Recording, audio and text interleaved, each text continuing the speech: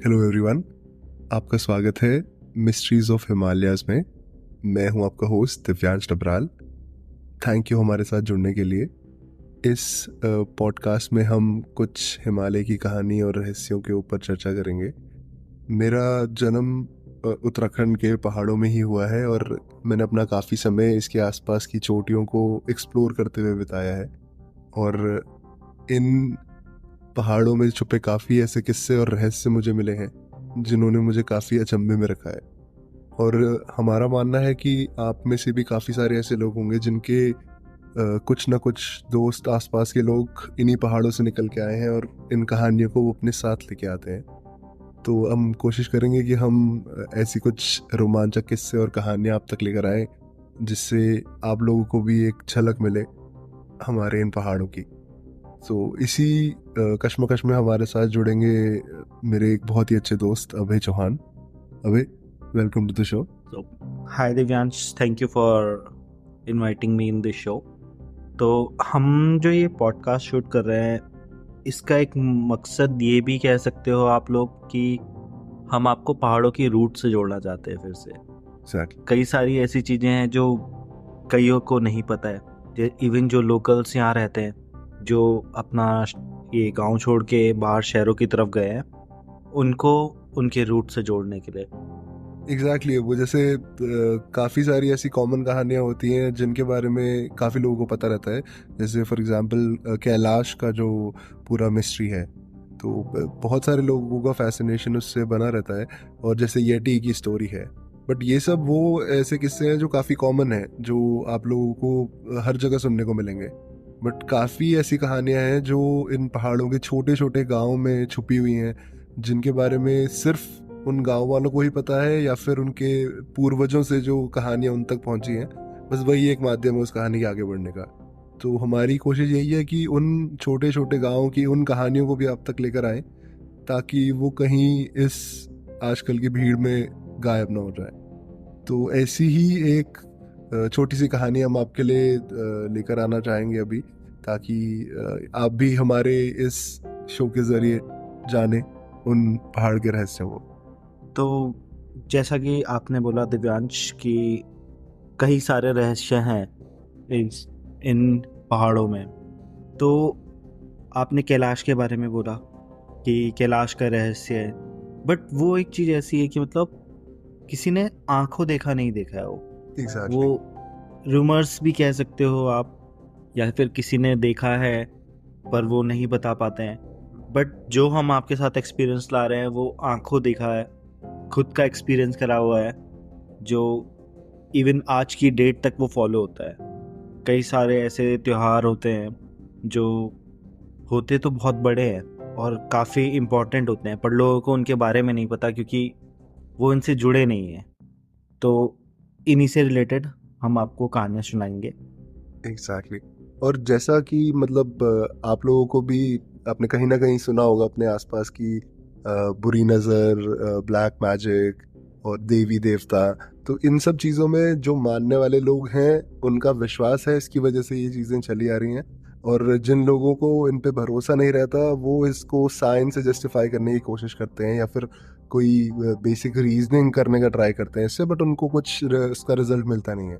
तो बस वही है कि मान्यता वाली बात है, अगर आप मानते हैं तो आपको वो चीज़ें दिखेंगी भी और महसूस भी होंगी। और जैसे आप लोगों ने सुना होगा, काफ़ी सारे ऐसे लोग होते हैं जो किसी एक का सिर्फ चेहरा देख के ये पता लगा लेते हैं कि क्या उसके साथ कुछ बुरा है या फिर उसके साथ ऑरा जो है उस बंदे की वो पॉजिटिव या नेगेटिव वे में है। तो बस ये चीज़ें होती हैं, हर जगह ही होती हैं। और बट बेसिकली जो पहाड़ के लोग हैं उनका इनके ऊपर मान्यता जो थोड़ी है वो थोड़ी ज़्यादा है, इस वजह से वो काफ़ी स्ट्रांगली बिलीव भी करते हैं और फील भी करते हैं इन चीज़ों को। तो लेट्स होप आज की कहानी आपको पसंद आएगी। हम आपके लिए ये स्पेशली लेकर आए हैं, और ये ऐसी कहानी है जो लोगों ने फिजिकली उस मोमेंट में रह के फील करी है। तो ये उन्हीं की कहानी है, उन्हीं की ज़ुबानी है। तो एक बार चलिए हमारे साथ सुनते हैं हम भी। तो आज की कहानी है तिमुंडिया फेस्टिवल के ऊपर। ये होता है कि जोशीमठ जगह है, हिल स्टेशन कह सकते हो आप। तो वहाँ पर एक त्यौहार होता है तिमुंडिया फेस्टिवल, और ये त्यौहार हमेशा बद्रीनाथ, जो कि 4 धामों में से एक धाम है, उसके स्टार्ट होने से 1 सप्ताह पहले जो भी फ्राइडे आता है उस दिन ये होता है। तो बेसिकली जस्ट थोड़ा सा कॉन्टेक्स्ट देने के लिए मैं आप लोगों को बता दूं कि उत्तराखंड में एक बहुत ही बड़ी मान्यता वाली एक तीर्थ यात्रा रहती है जिसे हम 4 धाम यात्रा कहते हैं। इसमें बेसिकली 4 इम्पोर्टेंट धाम हैं हमारे, जिनमें लोग जाते हैं और अपनी आस्था के साथ, श्रद्धा के साथ जाते हैं और अपनी इच्छा भगवान के सामने रखते हैं। तो बेसिकली इसमें बद्रीनाथ, केदारनाथ, यमुनोत्री और गंगोत्री 4 धाम करके आते हैं। तो उसी की ये कहानी है, उसी से पहले होने वाली पूजा की। तो अब बताइए। हाँ, तो जैसा कि मैं आपको बता रहा था, तिमुंडिया वैसे एक्चुअल में एक राक्षस हुआ करता था जिसका उस एरिया में काफ़ी कहर होता था बहुत सालों पहले। तो वो वहाँ लोगों की बलि लेता था, वो लोगों को मारता था, गांव जितने भी उसके आसपास गांव थे वहाँ जाके सबको परेशान करता था। तो इस बात से परेशान होके वहाँ के गांव वाले दुर्गा माँ के पास गए। उन्होंने उनके सामने अपनी ये प्रॉब्लम रखी कि हमें इतना सहना पड़ता है, इतनी प्रॉब्लम होती है। तो दुर्गा माँ ने क्या करा, वो तिमुंडिया को अपने वश में करा। तिमुंडिया को वो जो राक्षस योनि बोलते हैं, मतलब राक्षस था वो, उसको देवता योनि में लेके आए। देवता योनि में इसलिए ताकि उसकी पूजा करे। उसको ये बोला गया कि तुम मेरे वीर बनो। तो वीर बेसिकली जो गॉड्स होते हैं उनको प्रे करने वाले, क्योंकि देखिए सिर्फ इंसान जो है सिर्फ वही भगवानों की पूजा नहीं कर रहे हैं, जो राक्षस हैं, जो नेगेटिव चीजें हैं वो भी भगवानों की पूजा करती हैं। तो कुछ उनमें से ऐसे होते हैं जो किसी एक भगवान के बहुत ही ट्रू फॉलोअर बन जाते हैं, तो उन लोगों को हम कहते हैं उनके वीर, उस भगवान के। हाँ, तो दुर्गा माँ ने उनको बोला कि तुम मेरे वीर बन जाओ। तुम्हें हर साल ये जो भी यात्रा होती है बद्रीनाथ की, उससे पहले तुम्हारी एक पूजा रखी जाएगी। तुम्हारा गांव वाले धूमधाम से तुम्हारा त्यौहार मनाएंगे। तो उस बात पे राजी होकर तिमुंडिया ने अपना कहर बरसाना कम कर दिया और लोग हर साल धूमधाम से उनको एक पूजा देते हैं। तो ये पूजा में काफ़ी चीज़ें होती हैं जो अनरियलिस्टिक लगती हैं। लोग जिनको नहीं पता है इसके बारे में, वो शायद इसे माने या ना माने, बट ये एक ऐसी चीज़ है जो वहाँ के लोकल्स हर साल देखते हैं और ये काफ़ी आकर्षित करने वाली चीज़ भी कह सकते हो आप। तो होता क्या है, जो तिमुंडिया है उसको जो ऑफरिंग होती है, जो मतलब उसको चढ़ाया जाता है पूजा में, वो होता है एक पूरा बकरा। ठीक है, एक बकरा होता है, 60 किलो का चावल और गुड़, शुगर केन जिसे बोलते हैं वो, और काफ़ी सारा पानी। तो ये सब होता है तिमुंडिया का भोग। तो उसको ये ऑफ़र किया जाता है हर साल। तो तिमुंडिया को बुलाने से पहले दुर्गा माँ को भी बुलाया जाता है। दुर्गा माँ के साथ और भी कई सारे भगवान हैं, जैसे नंदा देवी, चंडिका देवी, इन सबको बुलाया जाता है। तो इनके बुलाया जाता है से मेरा मतलब है इनका पशवा बुलाया जाता है। तो बेसिकली पशवा को अंडरस्टैंड करने के लिए आप लोगों को एक कॉन्सेप्ट से फेमिलियर होना पड़ेगा। जैसे जो देवी देवता रहते हैं और जो उनके बहुत ही सच्चे भक्त रहते हैं, उनमें से कई बार ऐसा रहता है कि उस देवी देवता की इमेज उस इंसान में आती है थोड़ी देर के लिए, जिसको मतलब वेस्टर्न लैंग्वेज में वेसल का भी टर्म दिया गया है कि फॉर मतलब उस मोमेंट के लिए वो एक इंसान की ह्यूमन बॉडी एक वेसल की तरह एक्ट करती है उस भगवान के लिए, जिसके थ्रू वो चीज़ें कर सकते हैं, बोल सकते हैं। तो उस कॉन्सेप्ट को पशवा कहा जाता है यहाँ पे। तो जैसा अभी बता रहे थे कि इन देवी देवताओं का आना होता है उस पूजा में, तो बेसिकली ह्यूमंस जिनके अंदर उन देवी देवताओं का इम्पर्सनेशन आ रखा होता है उस मोमेंट पे, फिर वो आते हैं वहाँ पे रिप्रेजेंट करने उन लोगों को। तो जब भी तिमुंडिया का आने का टाइम होता है, तो उस टाइम पे वहाँ पर एक लाट होती है। लाट वो होती है दुर्गा माँ की। लाट एज इन एक लकड़ी होती है जिसमें दुर्गा माँ की छवि बोलते हैं, वो होती है।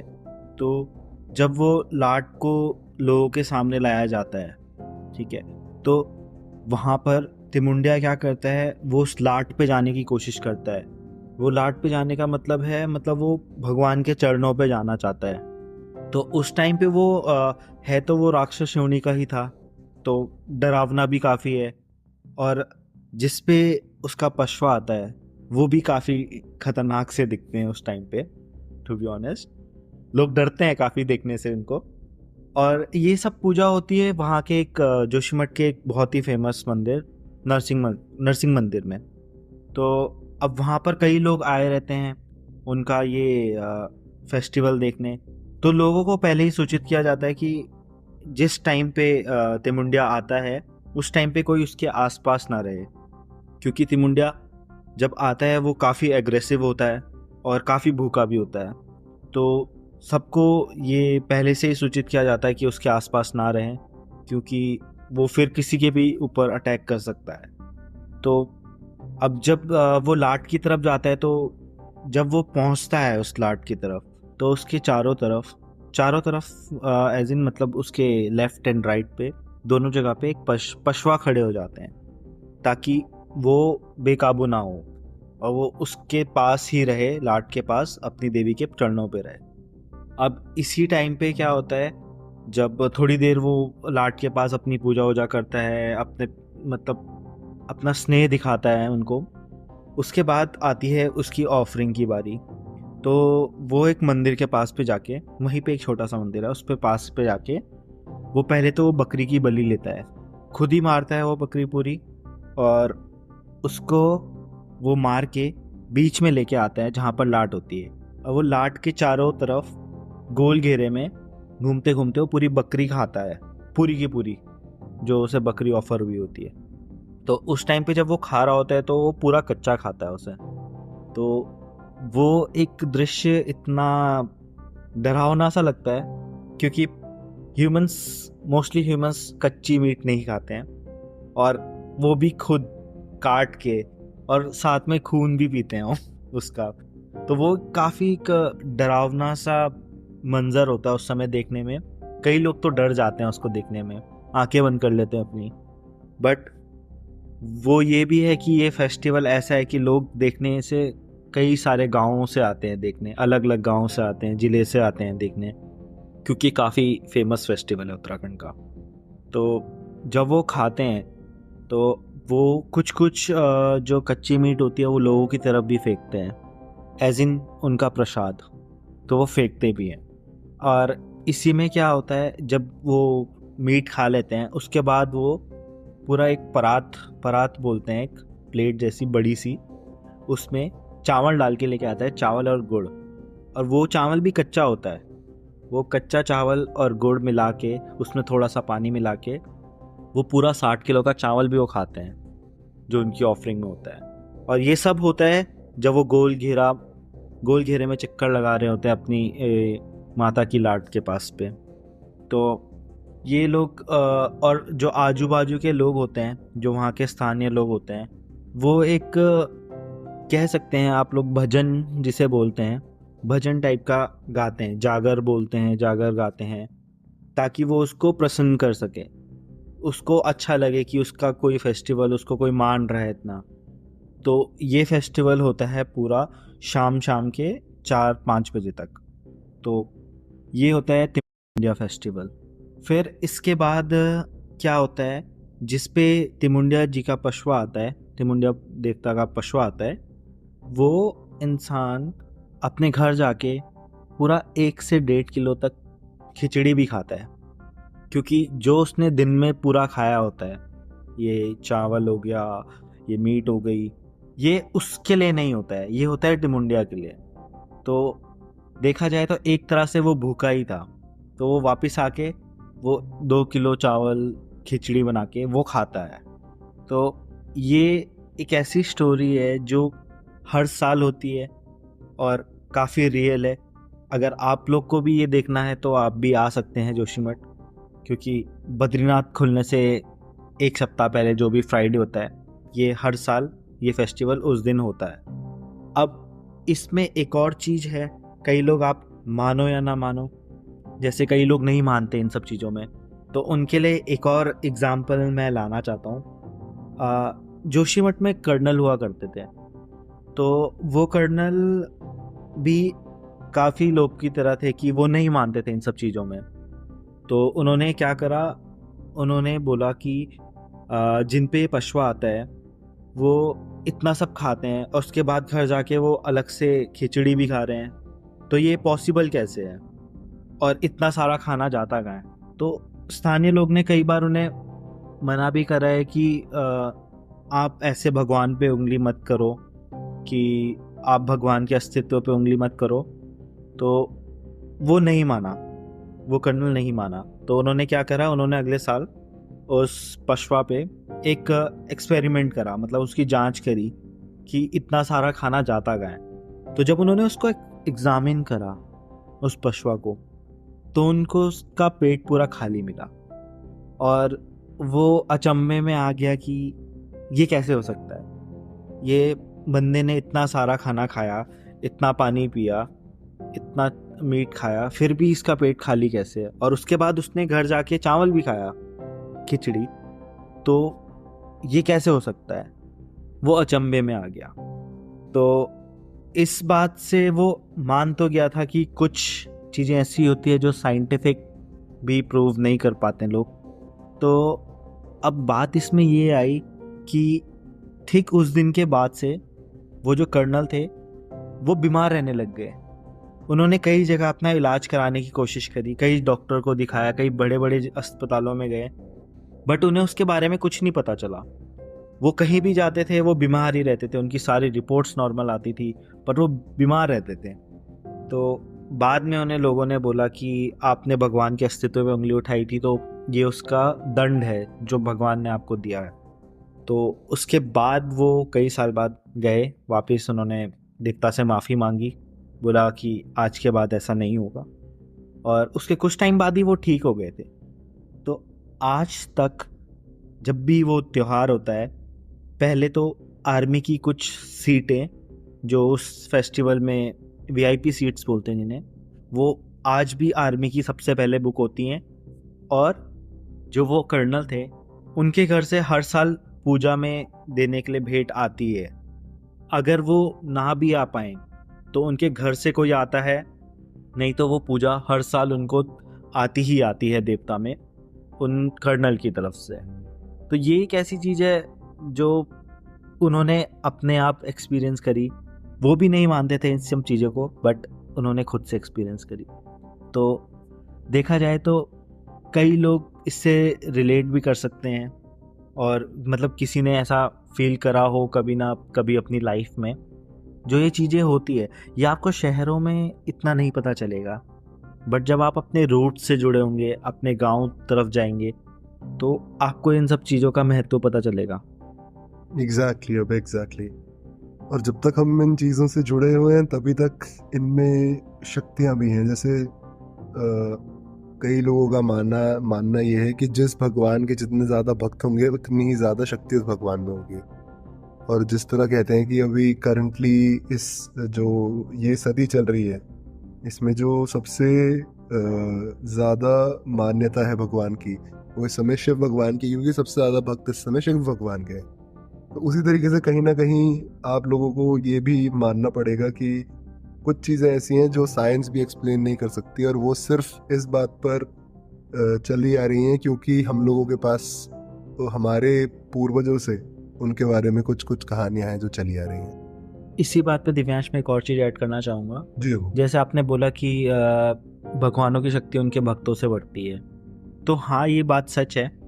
इवन जो पशवा आते हैं, जब पशवा पे भगवान आते हैं तो उस समय भगवान खुद बोलते हैं उन्हें कि तुम मेरे पे विश्वास रखो, तुम मेरी पूजा करो, तुम्हें कुछ नहीं होगा, मैं तुम्हें प्रोटेक्ट करूँगा। तो ये सब चीज़ वो खुद बोलते हैं और वो होती हैं। कई बार ऐसी चीज़ें हो जाती हैं कि जिसमें हम कुछ नहीं कर सकते, पर वो अपने आप ठीक हो जाती हैं।